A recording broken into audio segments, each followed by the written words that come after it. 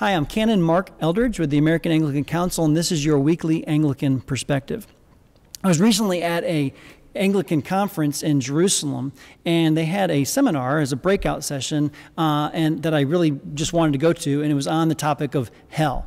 And so I was like, I got to hear about this. What are they going to say? And in the context of this seminar, where they were talking about just how really the topic of hell largely isn't talked about as much as it used to be in our current culture, even in Bible-believing churches, one of the comments made was, are we now functional universalists? And I heard that term. I thought, a functional universalist, that sounds terrible, but maybe it's actually kind of true.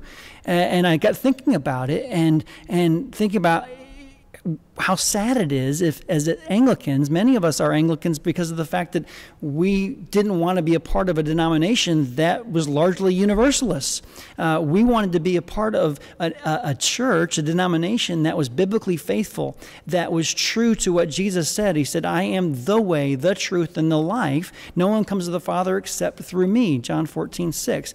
Jesus is not just a way or a truth or a life. He is the way and the only way to the Father. And we believe Jesus when he said that. And so we said we want to be Anglicans where we believe the Bible's true and we're committed to Jesus being the only way to heaven. Well, that's great. And we don't want to be a part of a denomination that teaches that there's multiple ways to heaven because that's universalism. We don't want to be universalists. But as I think about it and as I go around the Anglican churches around the country and as I consult with Anglican churches throughout the country, most Anglicans that I know, priests, lay people, most churches that I know of, are not regularly seeing people who don't know Jesus come to Jesus as their Savior and Lord for the first time. There's not adults being converted on any regular basis in most Anglican churches that I'm aware of. In fact, many Anglican priests that I hear preach, they'll talk about Jesus, they'll talk about the gospel, they'll talk about it's a free gift for anyone to receive, but yet never say, would you like to accept Jesus as your Savior? I don't know what it is. I don't know if we're scared to do it. I don't know what the reason is, but it seems to me as Anglicans who believe Jesus is the only way, who know he's the only way to heaven, that we're not really telling people in any strategic and effective way. And so is that any better than universalists? Are we not just functional universalists?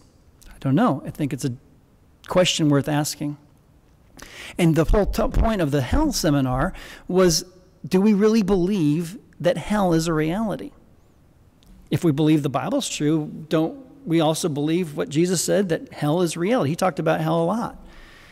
If hell is a reality and people who die without knowing Jesus as their Savior and Lord go to hell for eternity separated from him, if that's true, which it is, shouldn't we do whatever it takes, pay whatever the cost, go whatever length it takes to see one more person come to Jesus as their Savior and not spend eternity separated from him in hell?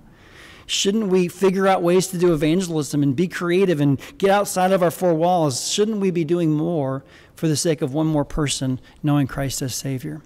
Do we really believe that hell is a reality? If so, I pray that we would all, as Anglicans, take evangelism much more seriously. God bless you.